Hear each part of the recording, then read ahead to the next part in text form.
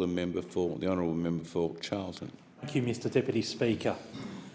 Mr Deputy Speaker, there are many things that separate cities from regions, the most obvious being population density and the distance that separates where people live.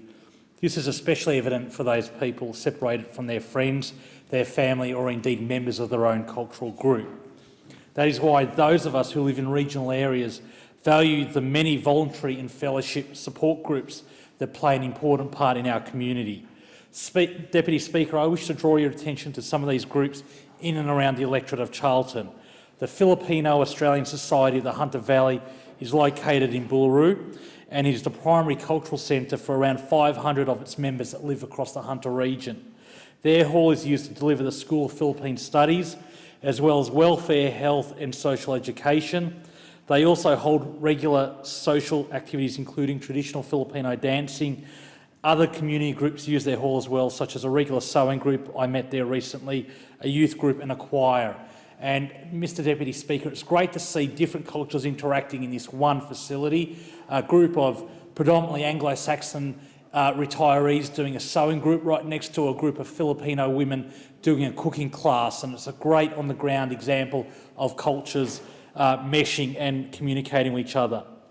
The Vedic Samiti Newcastle, whose hall at Cardle South is used by the Indian community to teach and practice their Hindu faith, as well as providing a space to deliver language and cultural studies, philosophy programs and other social and celebratory activities, is another example of a cultural group in Charlton. This hall is used by around 300 members of the Hindu community each week, although I'm told that a recent event had 500 people there in standing room only.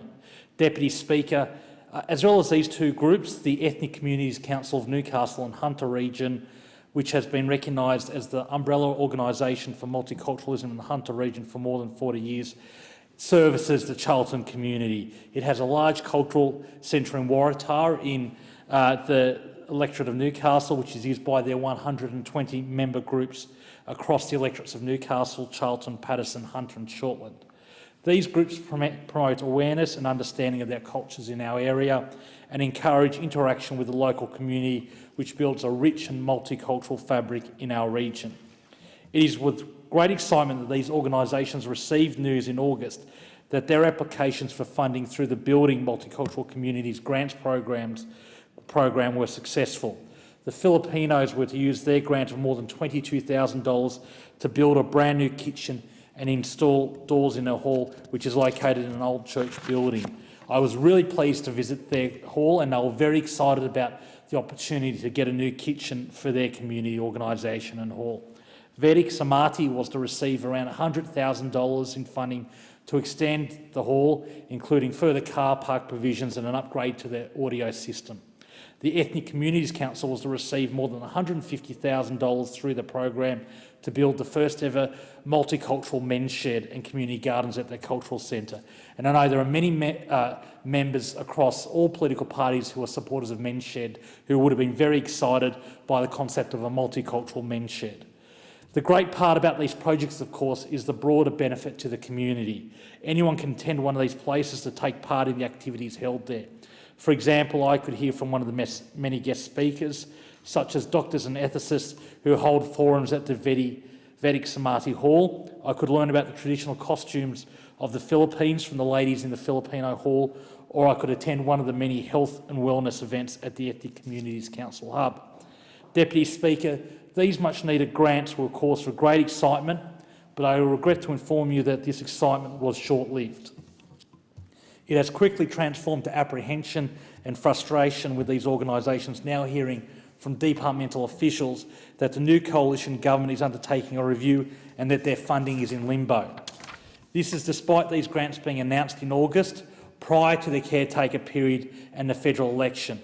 This is despite the grants being fully funded in the 2012-13 budget and despite the fact the Minister very clearly signed off on these grants before the caretaker period began. And this is in spite of the fact that the now current Immigration Minister tabled the approved grants in Parliament last month. So what is going on here? That is the question I asked the Minister responsible, the member for Menzies, and his Parliamentary Secretary, Senator Fiervanti Wells, on behalf of these organisations in my electorate.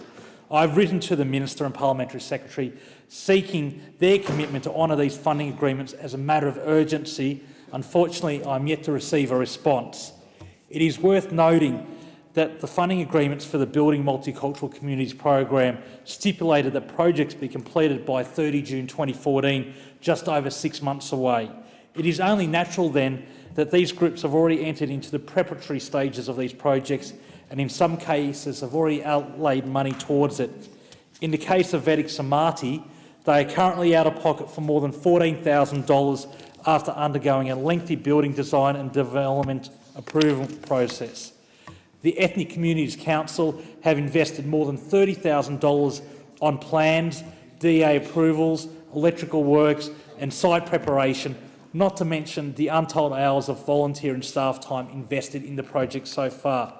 Mr Deputy Speaker, it's also worth noting that each of these groups received some of their funding through Stream 1 of the grant program, which required no non-fixed infrastructure and equipment to be purchased first before the application is made for reimbursement. So it was natural that some of the monies that they had planned to spend had to be spent before they received the grant. These groups acted in good faith, expecting the government to be true to its words. These were not election promises, as Minister Andrews has tried to suggest. They were grants awarded under proper process. We know that local community groups run on shoestring budgets and they simply cannot carry these expenses, Mr Deputy Speaker. At the very least, the government must communicate with them and make their intentions clear. They can't leave them in the dark any longer. Deputy Speaker, this arrogant and mischievous act is just one of a series of worrying signs that the newer coalition government is sending to multicultural organisations across Australia, including in Charlton. In government, Labor worked hard to lift both the status and the substance of multicultural affairs portfolio, but this new government has abolished the Cabinet Minister and 2 Parliamentary Secretary positions with multicultural responsibilities we established, lumped the management of multicultural affairs and settlement services under the control of the newly created Department of Social Services, and of course their continuing stigmatisation of people seeking asylum breeds a disturbing culture in which attitudes towards diversity suffer. Perhaps this should come as no surprise. In opposition, the coalition failed to release a multicultural policy, and they failed to use the word multicultural in any of its frontbench titles in opposition. Deputy Speaker, I represent an area built on coal mining and steel milling, which drew its labour force from massive migration to the Hunter region in the early 1900s and then again post-World War II. Just last month, I joined the Mayor of Lake Macquarie to witness 113 people from 27 different countries take the pledge to become Australian citizens, the largest ceremony the City of Lake Macquarie has ever held.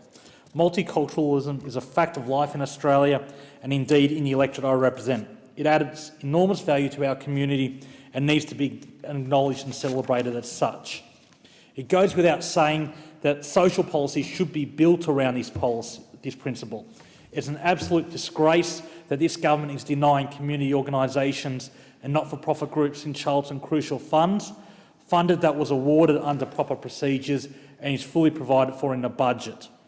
These are people who empower our community and create socially inclusive neighbourhoods. I call on the Minister to release these funds without delay to the Filipino-Australian Society of the Hunter Valley, Vedic Samadhi Newcastle and the Ethnic Communities Council of Newcastle and the Hunter region, and stop playing politics with our multicultural organisations. Mr Deputy Speaker, the Liberal Party and the Coalition once had a proud record of support for multiculturalism. I particularly applaud the efforts of the Fraser government in accepting and welcoming thousands of Vietnamese refugees in the late 1970s and early 1980s. Unfortunately, this commitment, with a few honourable exceptions, was lost under Prime Minister Howard, and I'm fear that the trend is worsening under Prime Minister Abbott.